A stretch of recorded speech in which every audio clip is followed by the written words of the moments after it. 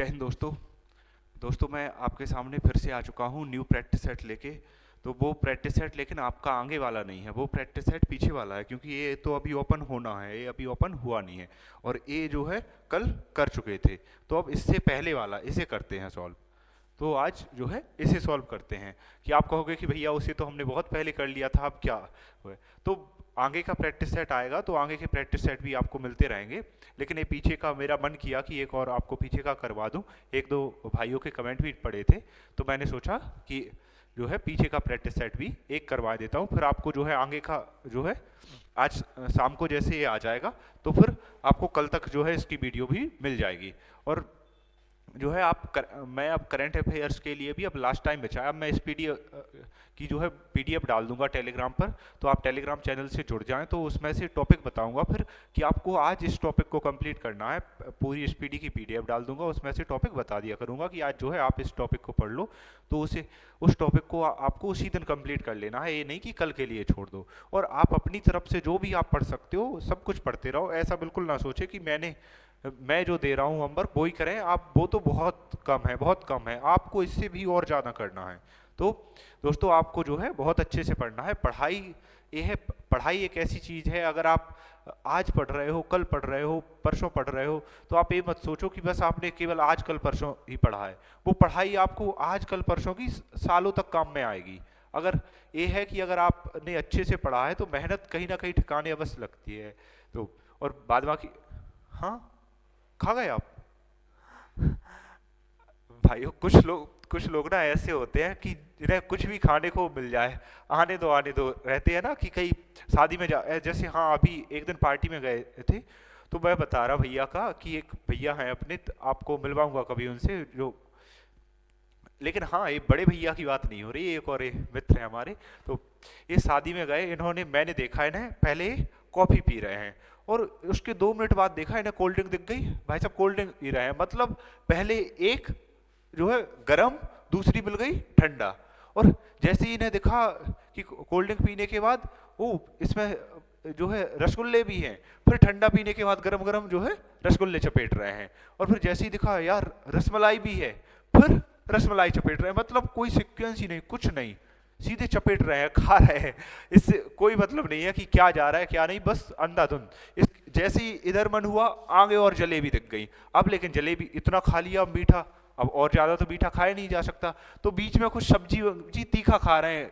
इसलिए नहीं खा रहे पेट भर जाए, इसलिए इसके बाद दोबारा मीठा खा सके। तो ऐसे मतलब हद है यार, कि कुछ भी जो कुछ खाने को मिल जाए ना, इसी तरह से कि मतलब शादियों में ये समझ लो किसका। हाँ, तो लड़कियां नहीं खाती हैं शादी में, उन्हें ध्यान रखना होता है। लड़कियों के ना खाने के 2 रीजन है। एक तो ये भी रीजन है कि उन्हें शादी में एक दूसरे को दिखाना भी है कि हाँ हम इस तरह से नहीं हैं, हम अलग हैं, ऐसे नहीं खाते। उन्हें शर्मिंदगी महसूस होगी। और दूसरा उन्हें स्लिम भी दिखना है, तो उस हिसाब से भी है ना कपड़े पहनने हैं ऐसे। तो और बाद बाकी लड़कियां ये है सोच समझ के खाती हैं कि हाँ थोड़ा बहुत। और फिर ये भी है लड़कों का कि अगर लड़के खा रहे हैं तो उन्हें घर से भी ऐसी बॉन्डिंग मम्मी पहले से ही बोल देती हैं कि खाना खाने जा रहा है, मतलब खाना खा के आना। और अगर भूखा वापस आ गया तो गोली मार दूंगी। तो ऐसे ही अगर आप गलती से भी घर पहुंच जाओ खाना खा के, कोई भी लड़का पहुंच जाए खाना खा के घर, मम्मी को एक बार देख भी ले ये वाली निगाह से कि मम्मी खाना खा दो, वो उसी वक्त घर से बाहर निकाल दे। तो लड़कों के साथ कुछ कंडीशंस भी ऐसी होती हैं। बाद बाकी ये लड़के खाते भी बहुत ज़बरदस्त तरीके से हैं, और उनमें से एक मैं भी हूँ। ऐसा नहीं है कि मैं नहीं खाता, मैं भी बहुत ज़बरदस्त तरीके से खाता हूँ। तो कोई नहीं, ठीक है, अब खा ही लिया तो बस भाई की याद नहीं आई आपको। चलो भाई स्टार्ट करते हैं अपना टेस्ट। पढ़ाई आप जो है बहुत अच्छे से करें। पढ़ाई इन द एंड ये है कि आप किसी भी काम को कर रहे हैं इतनी शिद्दत से करो, इतनी शिद्दत से करो कि जो काम कर रहे हो आप सक्सेस होना चाहिए। बिल्कुल कोई भी काम कर रहे हो आप, तो आपको जो है बिल्कुल एग्जाम अप्रोच मिलेगी टेस्ट में। तो देखते हैं, चलिए यहाँ से सॉल्व करना स्टार्ट करते हैं। 17 दूनी 34, 1/2 प्लस यहाँ से 6 दूनी 12, 2 दूनी 4 माइनस 3 दूनी 6, 5/2।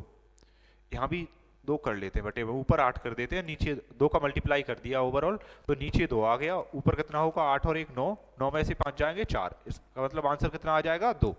आंसर कितना हो जाएगा आपका 2।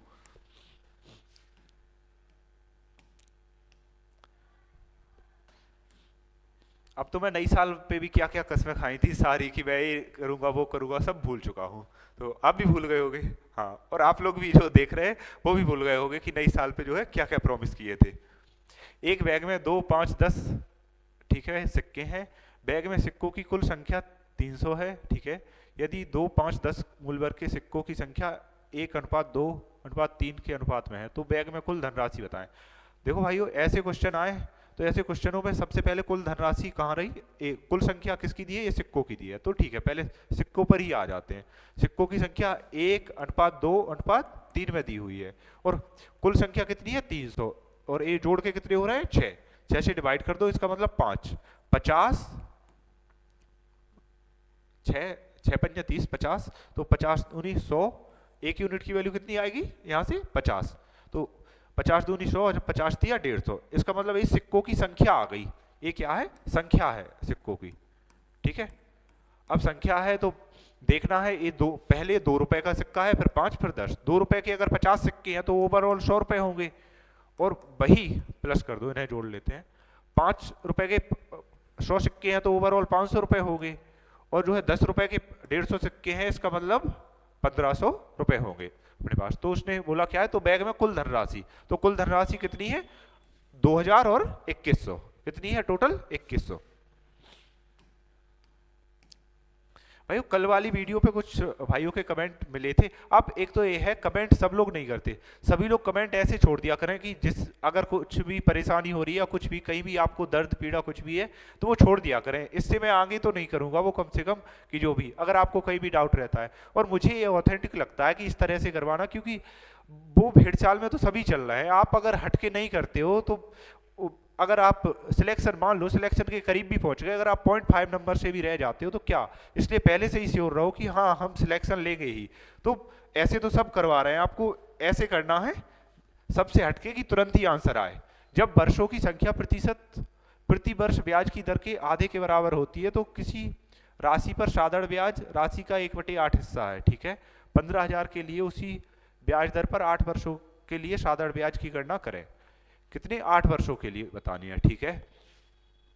तो 1/8 हिस्सा है, 1/8 का मतलब क्या है 12×8 = 96, कितना 12.5%, इतनी रेट है, इतनी क्या है रेट है, ठीक है। और बोला क्या है, वर्षों की संख्या और ब्याज दर, इसका मतलब ए मान लिया कि ये जो है ब्याज दर है और ब्याज दर के आधे के बराबर, ए वर्षों की संख्या है x/2, ठीक है। अब इन्हें कैलकुलेट करेंगे तो x² की वैल्यू कितनी आ जाएगी 250, और ये 0 कैंसिल हो जाएगा शून्य से, तो यहाँ x की वैल्यू कितनी आएगी 5, x की वैल्यू कितनी आएगी 5। तो इन्होंने पूछा क्या है, यही अपना परसेंट था, तो इन्होंने पूछा क्या है 15,000 पर 8 वर्षों में, 5 की दर से कितना होगा 40%, कितना होगा 5 की दर से 8 वर्षों में 40%, और इसका 40% निकाल देंगे तो क्या आएगा 40%, 10% आएगा 1500, और 15 चौको 60, कितना आएगा 60, 6,000। इसमें सही दिख रहे हैं ऑप्शन, पिछले टेस्ट में सही नहीं दिख रहे थे। 15 महिलाएं और 15 पुरुष किसी काम को 6 दिनों में कर सकते हैं, ठीक है। एक अकेली महिला पूरा काम 150 दिन में, जो है 20 फीमेल हैं प्लस 15 मेल हैं, एक कितने 6 दिनों में कर रहे हैं, और 150 फीमेल हैं, एक कितने 150 दिन में कर रही है, फीमेल कितनी है एक अकेली, कोई अकेली बेचारी महिला लगी है, ऐप मल्टीप्लाई लगाओ या ना लगाओ वो तो 150 ऐप ही हो जाएगा। यहां से कैंसिल करेंगे इसे तो कितना आएगा 150 से 25, कितना आएगा 25, 25 सिक्के कितना होता है 150, तो यहाँ कितना आएगा 25। अब इसे कैलकुलेट करते हैं, यहाँ ये फीमेल 25 है, 25 फीमेल यहाँ आएंगी, मतलब 5 फीमेल इक्वल टू कितना होगा 15 मेल, तो फीमेल की इफिशियंसी कितनी आएगी 3, और मेल की 1, मेल की कितनी 1, महिला इसका मतलब ज्यादा काम कर रही है, ठीक है। तो क्या बोला, एक अकेला पुरुष कितने दिनों में करेगा, एक अकेली महिला कितने दिन में कर रही थी 150 दिन में, और महिला की इफिशियंसी कितनी है 3, ठीक है। एक अकेले पुरुष से काम करवाना, ये टोटल वर्क है एक अकेले पुरुष से करवाना, और पुरुष की इफिशियंसी भी कितनी है एक ही, तो कितना आंसर हो जाएगा 15 × 3 = 45, 450 दिन। चलिए, मुझे भी थोड़ा अच्छा लगता है कि अगर क्वेश्चन सॉल्व किया जाए तो। एक रेलगाड़ी की चाल एक कार की चाल से इतने गुनी है, ठीक है। ये ट्रेन है और एक कार है, क्या कर रहे हो भाई ब्रदर, क्या कर रहे हो? क्या? हाँ, अच्छा चाय, हाँ हाँ पीऊंगा। रेलगाड़ी की चाल एक कार की चाल से इतने गुना है, ट्रेन की चाल कार की चाल से कितने गुना है, इसका मल्टीप्लाई करेंगे, 6 दूनी 12 और 1 13/6, 13/6, इसका मतलब ये 6 इधर ले जाओ, ये क्या है स्पीड, ठीक है। एक ऐसे क्वेश्चन आते हैं इनमें क्या फॉर्मूला याद रखना है, D = S × T। आप कहोगे भैया ये याद है, आपने कई बार बता दिया, याद है तब भी आपको लिख के रखना है इसे, ठीक है। कार 9 घंटों में इतनी दूरी चलती है, ठीक है, इसका मतलब कार की स्पीड कितनी आ जाएगी, 9 से काट देंगे 486 को, तो कार की स्पीड आ जाएगी 9 × 45 और 3 9 चौको 36, 54 किलोमीटर/आवर एक कार की स्पीड आ गई है, ठीक है। उसने पूछा क्या है, रेलगाड़ी 6 घंटे में कितनी दूरी चलेगी, रेलगाड़ी, तो कार की स्पीड कितनी है 54 किलोमीटर/आवर, तो 6 यूनिट की वैल्यू है, तो एक यूनिट की वैल्यू कितनी आएगी, 6 नाम 54, 9 किलोमीटर/आवर, तो यहाँ मल्टीप्लाई कर देंगे, 13×9 117 किलोमीटर/आवर जो आ गई ट्रेन की स्पीड, और बोला क्या है 6 घंटे चलानी है, 6 का मल्टीप्लाई कर दो तो कितनी चल जाएगी 600 और 17 छिक्के 102, यानी कि 702 किलोमीटर, 702 किलोमीटर, ठीक है। 12 18 और 27 भुजाओं वाले एक घनाभ को, ऐसे नहीं सॉल्व बहुत करवा दिए क्वेश्चन, अब उसी तरह से करते हैं जैसे करते हैं, ठीक है। तो अगर किसी को डाउट रह जाए तो बता देना, मैं अब ऐसा किया करूंगा, इस टेस्ट का अगले टेस्ट में बता दिया करूंगा, ठीक है। तो क्योंकि इस तरह से मजा नहीं आ रहा। 12 18 और 27 भुजाओं वाले एक घनाभ को पिघलाकर एक घन बनाया जाता है, ठीक है। घनाभ के संपूर्ण पृष्ठीय क्षेत्रफल का घन के संपूर्ण पृष्ठीय क्षेत्रफल से अनुपात क्या है, ठीक है। चलो लेकिन इसमें हाँ पेन तो यूज, ठीक है। लूप होल देखते हैं, लूप होल क्या है, रेशियो, हाँ ठीक है रेशियो दिया हुआ है सब अलग अलग, ठीक है। देखते हैं क्या है, घनाभ को पिघलाकर एक घन बनाया जाता है, लेकिन मैंने सोच लिया पूरा क्वेश्चन सॉल्व नहीं करना है। अगर एक बना रहे हैं इसका मतलब यही साइड होगी 12 18 और 27, यही होगा, घन की भुजा क्या होती है AQ, तो इसमें Q कौन सा बन रहा है, 18 ही बाहर निकाल दो, ठीक है। 18 अगर बाहर निकाल दिए तो ये कितने होंगे 12 × 27, इसमें 6 छुपा हुआ है, 6 दूनी 12 और इसमें 9 × 3 = 27, यानी कि ये भी 18 ही हो गए हैं, 6 दूनी 12, ठीक है। 9 दूनी 18 होते हैं, 6 × 3 = 18, इसका मतलब 18 आ गई, साइड कितनी आ गई 18। अगर साइड 18 आ गई तो घन के संपूर्ण पृष्ठीय क्षेत्रफल पूछा है घनाभ, घनाभ का क्या होता है, घनाभ से लेना देना नहीं है, घन पे ही आओ, हाँ क्योंकि ऑप्शन दिख रहा है मुझे। जैसे घन का संपूर्ण पृष्ठीय क्षेत्रफल क्या होता है, रेशियो में होगा 6a², ठीक है। अब यहाँ 18 दिया हुआ है, इसका मतलब 18 का स्क्वायर करेंगे, 18 × 18 × 6, इस रेशियो में ये रहेगा, इधर कुछ और रहेगा, ये मुझे नहीं पता कि इधर और क्या आएगा, जो कुछ भी आएगा हो सकता है ऐसा आ जाए कि ये सारा कट जाए, क्योंकि ये डिवाइड में तो जाएगा नहीं, हो सकता है ऐसा आ जाए सारा कट जाए, लेकिन सारा कट के ऑप्शन में नहीं है, इसका मतलब जो रहेगा वो इनमें से ही मल्टीपल कुछ ना कुछ तो बचेगा, मतलब समझ रहे हो, कुछ ना कुछ तो बचेगा इनमें से, अगर जितना भी कट जाता है मान लो उनमें से कुछ ना कुछ तो बचेगा, ऐसा तो नहीं है अलग से आ जाए। तो इसमें 17 है क्या, नहीं है, 23 है नहीं है, 18 है 19 है नहीं है, तो इसका मतलब आंसर क्या हो जाएगा, ये समझ आ रहा है। अगर नहीं आ, मैं रोज अगर ऐसे क्वेश्चन आते हैं और इनमें जैसे आप इसे कैलकुलेट करोगे, इसे कैलकुलेट करने के बाद जो भी आपका यहाँ आता है वो यहाँ लिख लोगे, आप मान लो कुछ भी आया आपका यहाँ A to Z, उससे ये कैंसिल करोगे, अगर मान लो ये पूरा कट गया तब तो एक आ जाएगा, लेकिन पूरा नहीं कटा तो बचेगा तो इसमें से ही, बाहर से तो नहीं बचेगा ना, जब इसमें से ही बचेगा तो इसमें से ही मल्टीपल इसका आंसर होगा, और इसमें 17 तो कहीं से आ नहीं जाएगा, 23 भी नहीं आ जाएगा, 19 भी, क्योंकि ये तो कुछ है ही नहीं है, तो केवल 18 ही है, तो यही आपका आंसर हो जाएगा, आपको पूरा कैलकुलेट करने की जरूरत नहीं है। अगर समझ में आया हो ये क्वेश्चन तो लाइक करना वीडियो, ठीक है, और नहीं आया हो तो कमेंट करना कि भैया नहीं आया, फिर मैं अगली वीडियो में समझाऊंगा, फिर मैं आप फिर उसी के लायक हो, आपको फिर मैं डिटेल से ही बताया करूंगा, आपको अगर नहीं आया होगा समझ तो आप बता देना। जब किसी संख्या को 14 से विभाजित किया जाता है तो शेषफल 9 प्राप्त होता है, ठीक है। उसी संख्या के वर्ग को 14 से विभाजित किया जाए तो शेषफल क्या होगा, शेषफल कितना है 9। इनकी ट्रिक क्या होती है, जो भी ट्रिक मेथड होती है, शेषफल का स्क्वायर कर दो, अगर स्क्वायर बोला है तो 9 81 और 14 से विभाजित करना है, 14 से, क्योंकि ये बोला है उसी संख्या के वर्ग को 14 से विभाजित करेंगे, 14 × 5 = 70, इसका मतलब क्या होगा 11 शेषफल हो जाएगा। ए और बी के पास कुल इतने रुपए हैं, ठीक है। यदि ए के पास मौजूद धनराशि का इतना है और बी के पास इतना है, भाग के बराबर है। अच्छा, ए का कितना, 4/15 और बी का 2/5, ये बराबर है। यहां से इससे कैंसिल कर लो, 5×15 और 2×2=4। इसका मतलब क्या हो जाएगा, यहां लिख लेते हैं A/B। क्या ए कितना हो जाएगा 3 और बी 2। इसमें पूछा क्या है, तो बी के पास धनराशि, बी के पास धनराशि कितनी होगी, तो बी क्या है नीचे, और ओवरऑल दोनों के पास कितनी है 5, 5 की वैल्यू आधी है ए, तो 5 से कैलकुलेट करेंगे, पनम 45, 1 पंती 15 1, और 2 से करेंगे तो 931 दूनी 1862। ये रहा ऑप्शन अपना। एक वस्तु का अंकित मूल्य 840 रुपए। एक दुकानदार इस वस्तु के अंकित मूल्य पर 15% की छूट देते हुए भी 19% का लाभ प्राप्त करता है, ठीक है। तो वस्तु का क्रय मूल्य बताएं। ऐसे क्वेश्चन आपको बताए होंगे कि अंकित मूल्य की बात हो रही है और छूट की बात हो रही है। 19 छूट कितनी दे रहा है 15%, इसका मतलब 85। ये क्या है सीपी, और एमपी क्या होगा जो लाभ हो रहा कितना 119, ठीक है। लाभ कितना हो रहा 19%, तो 119। इसे कैलकुलेट कर देंगे, तो इसे कैलकुलेट करने पे क्या आएगा 17×5 85 और 17×7 119, ठीक है। उसने दिया क्या है अंकित मूल्य दिया है और पूछा क्या है सीपी, तो 7 यूनिट की वैल्यू दी है 884। 1 यूनिट की वैल्यू क्या आएगी 12×7 = 84, तो यहाँ 12 का मल्टीप्लाई कर देंगे तो क्या आएगा 12×5 = 60। क्या आएगा 12×5 = 60। 12×5 = 60। इसने पूछा क्या, हाँ यही पूछा है, ठीक है। तो 12×5 = 60, इसका मतलब 60 रुपए प्रति किलोग्राम वाली चीनी 42 रुपए प्रति किलोग्राम वाली चीनी से किस अनुपात में मिश्रित किया जाए जिससे मिश्रित चीनी का 56 ग्राम हो जाए, ठीक है। और अच्छा ये लाभ भी दिया है 12%।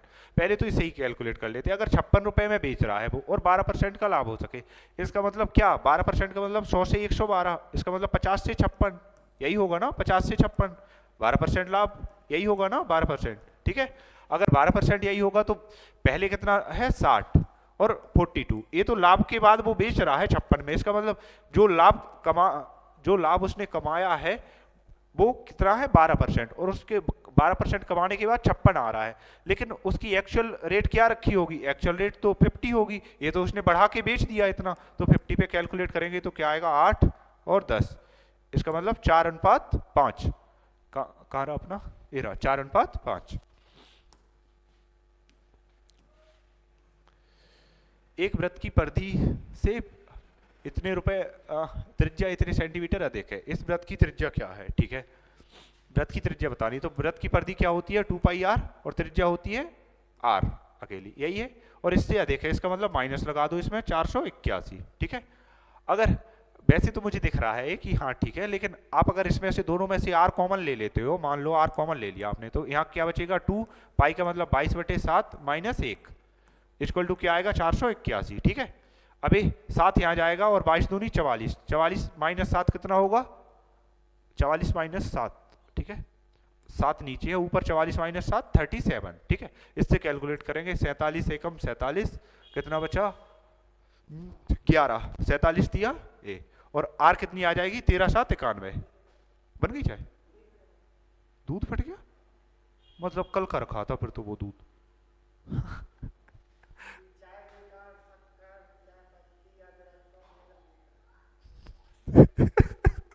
कोई बात नहीं, अब ठीक है।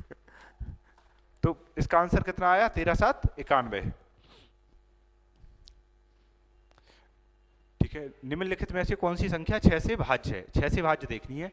6 से भाज्य का मतलब 3 और 2 से कटे, ए 2 से नहीं कटेगी, और ए अब 3 से काटनी है, 3 से 3 दूनी 6, 6 और 6 दूनी 12 और 13, 13 और 8 कितने हो रहे हैं 13 और 8 21, यही कट जाएगी, तो पहले ही कट रही है अपनी। जब पहले ही कट रही है तो आगे देखने की जरूरत ही क्या है, क्योंकि इन्हें ऐड करो ना, तो आप ऐड करोगे तो 6 हो रहे हैं और 37 21, मतलब कट रही है पूरी, ठीक है। 2019 में जनसंख्या 3000 थी, ठीक है। 2019-20 वॉइस तो सही है, हाँ ठीक है। 2019-20 ठीक है, 15 और 25% बढ़ी, ठीक है। वर्ष 2021 की जनसंख्या, ठीक है। अगर 15 और 25 बढ़ी, इसका मतलब क्या है, सक्सेसिव लगा दो, 15 और 25 कितनी 40, और इसका मल्टीप्लाई करेंगे तो 15×5 = 75, हासिल 7, 15 दूनी 30 और 7 37, यही आएगा, पॉइंट, यानी कि कितनी बढ़ी 43.75, इतनी बढ़ी, ठीक है। और थी कितनी पहले, इतनी, तो इतनी बढ़ी कितने पर, 100 पर, तो 100 पर बढ़ाएंगे, 100 पर बढ़ाने का मतलब एक आगे लगा देंगे ओवरऑल उसने, क्योंकि अमाउंट ही पूछा है। अमाउंट मतलब वो सीआई वाली लैंग्वेज में हो रहा है अमाउंट, कितनी 4375, ठीक है। अब यहाँ इसके आगे तो ये कितने पर, 100 पर बढ़ेगी, कितनी बढ़ गई 143 पॉइंट, और किसका मल्टीप्लाई कर देंगे 30, जितने भी जीरो लगे हैं 2 जीरो से काट देंगे और 3 का मल्टीप्लाई कर लो कुल मिला के इसमें, तो क्या आएगा, पंती 15, ठीक है, पंती 15 और तिसात 21 और 1 22 हासिल 2, 3 तिरके 9 और 2 11 हासिल 1 और चौको 12 और 1 13 और 3 और 1 4, 43 125 जी आ रहा आंसर अपना। यदि ब्याज दर अर्धवार्षिक रूप से चक्रवृद्धि ब्याज किया जाता है तो इतने रुपए की धनराशि 20% वार्षिक ब्याज की दर से 1.5 वर्ष में कितनी, अच्छा अर्धवार्षिक की बात हो रही है तो रेट आधी कर दो, रेट आधी कितनी मतलब 10%, और टाइम दुगना कर दो, टाइम दुगना मतलब 3 साल, कितना 1.5 का कितना हो जाएगा 3, तो उसने पूछा क्या है, चक्रवृद्धि ब्याज पूछा है, 10% का 3 साल में कितना मिलेगा 33.1%, और यही पूछा है उसने, मल्टीप्लाई बाई ए कितने का निकालना है 33.1, 126 2 जीरो इसका निकालना है, तो 2 जीरो से भाग देंगे तो 2 जीरो कैंसिल हो ही जाएंगे, निकटतम स्थान तक पूछा है तो कैसे निकालेंगे निकटतम तक, हाँ इसका मतलब मल्टीप्लाई करना ही होगा, और कोई उपाय है, हाँ निकटतम पूछा है इसमें तो कुछ यूनिट डिजिट भी ऐसा कुछ नहीं लगा सकते, ठीक है मल्टीप्लाई ही कर लो, ये कितना आ जाएगा 18 सत्ते होता है, 18 सत्ते, ठीक है, तो यहाँ 18 का मल्टीप्लाई करेंगे, 18 एकम 18 हासिल 1, 18 36, 18 30 54 और 1 55, 18 30 54 और 5 59, और 7 का करेंगे 7 8 56 हासिल 5, 7 पन्ना 35 और 5 40 हासिल 4, 7 नाम 63 और 4 67 और हासिल 6, 7 पन्ना 35 और 6 41, 41 706, 41 706, 41 706, 41 706 है कहीं, 41 7, अरे ये हाँ पॉइंट लग जाएगा यहाँ, एक के बाद पॉइंट है ना, तो 41 70 के अगल बगल कौन सा है, 41 70 ये रहा 41 70, यही लगा देते हैं पॉइंट के बाद जो भी आ रहा है। चलिए अपना टाइम बचा है 6 मिनट मात्र और क्वेश्चन 5 रह गए, अब देखते हैं।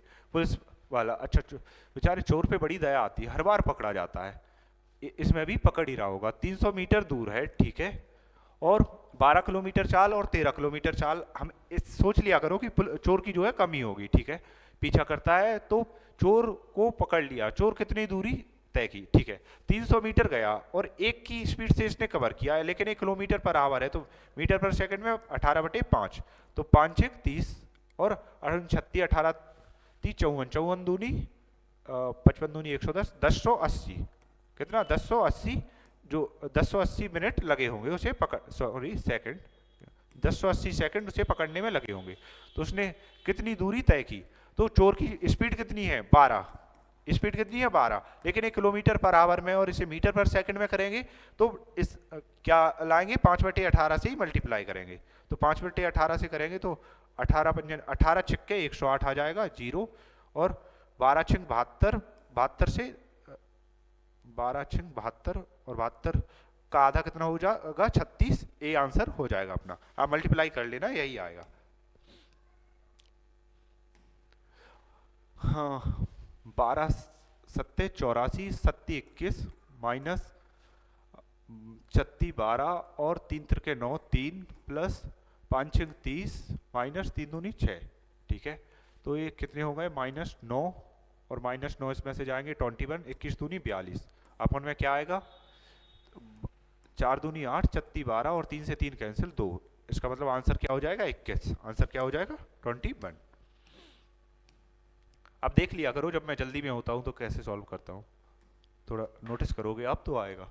ए और बी एक टैंक को क्रमशः 10 और कितने ए और ए 10 में, बी 13 39 40/3 में, ठीक है, और सी 81 पाइप है, ठीक है, तीनों को एक साथ खोला जाता है तो 8 घंटे, और यहाँ तीनों हैं यहाँ तीनों हैं, ये लिख दिए 3, कितने में, 8 घंटे में, ठीक है। इनका एलसीएम क्या, 60 नहीं 120 ले लो, ठीक है।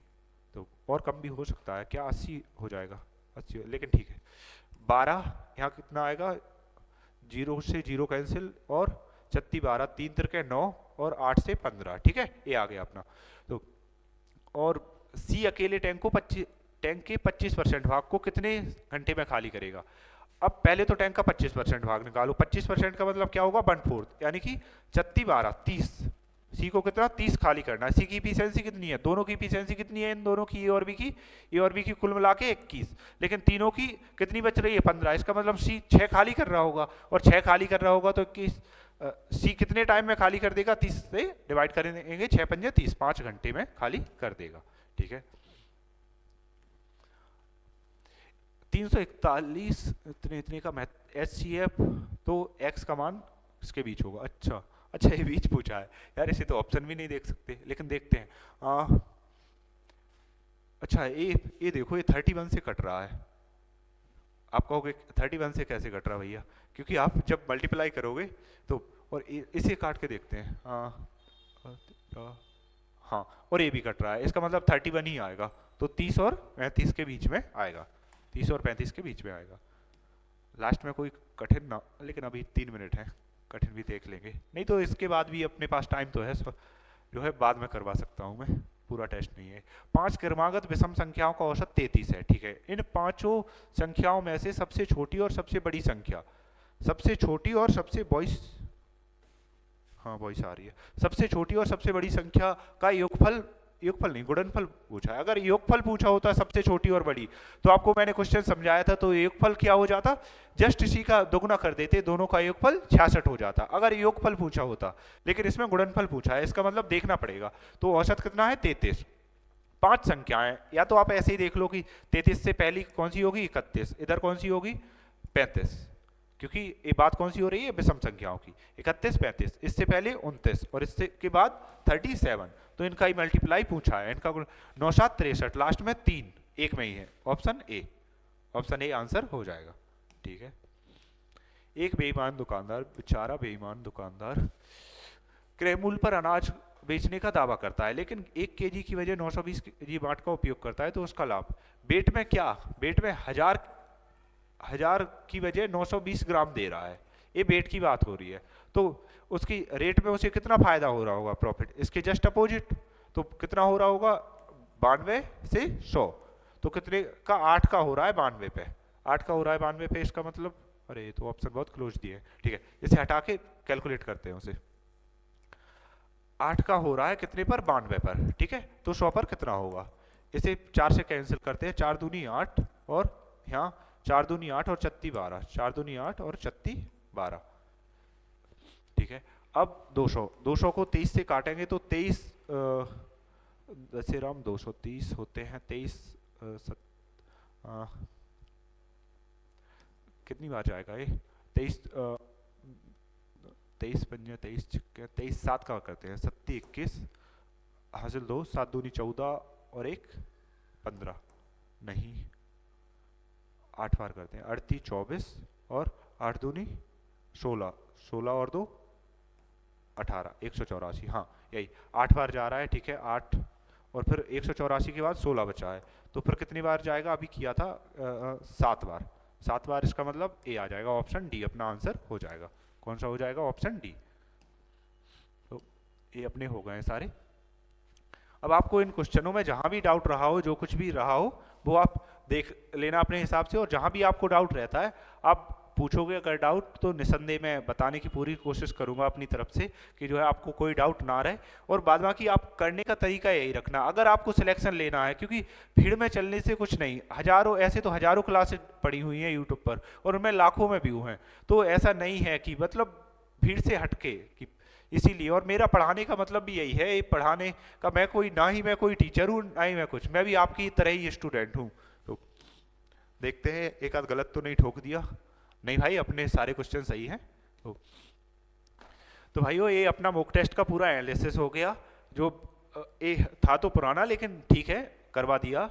तो आपको और अब आगे के जो भी मॉक टेस्ट आएंगे उनके एनालिसिस अगर मैं यहाँ रहता हूँ तो बिल्कुल आपको मिलते रहेंगे। वैसे मेरा घर जाने का प्लान बन रहा है एक आध 2 दिन में, तो आपको फिर इस तरह से शायद ना मिल पाए, थोड़ा बहुत कमी हो। बाद बाकी ये है, आपको स्टडी मटेरियल टेलीग्राम पर बिल्कुल मिलता रहेगा, और मैं जो भी हेल्प कर सकता हूँ आपकी वो बिल्कुल की जाएगी मेरे द्वारा एग्जाम तक। बस ये है, आप यही जीडी का एग्जाम दे लो, उसके बाद फिर आप भी आओ मेरे साथ, संग में मौज करेंगे। और वैसे मुझे जीडी की क्या है, नहीं ये बात आप सिलेक्शन ले लोगे तब फिर आपको बताई जाएगी।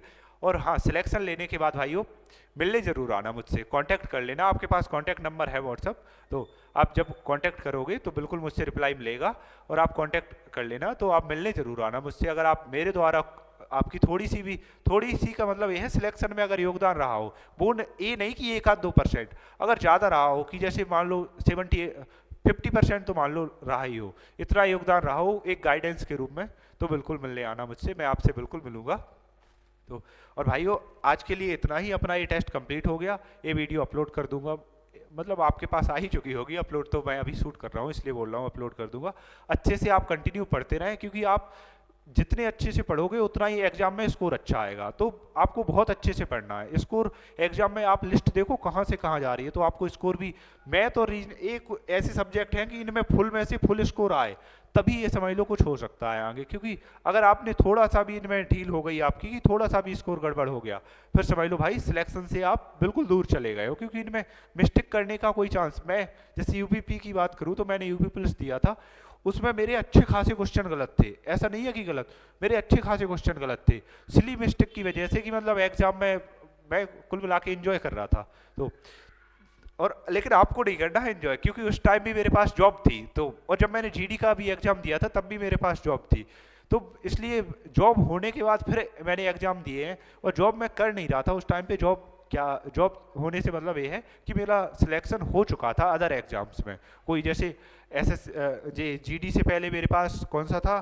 सीआरपीएफ वाला था, और यूपी पुलिस से पहले जीडी ही हो गया था, और ऐसे ही मतलब अब तो ये तीनों ही मतलब समझ सकते हो आप, आपको पता है। और अब मैं सोच रहा हूँ कि जो है अब थोड़ा और नया किया जाए, तो आप लोग सहयोग करेंगे तो बिल्कुल मुझे कुछ आगे और भी करना है। बस ये है, आप लोग पढ़ते रहो, सिलेक्शन लेने के बाद जितनी भी जर्नी रहेगी अपनी बस इसी जीडी तक की रहेगी, उसके बाद शायद मैं नहीं जुड़ा रहूँगा आपसे।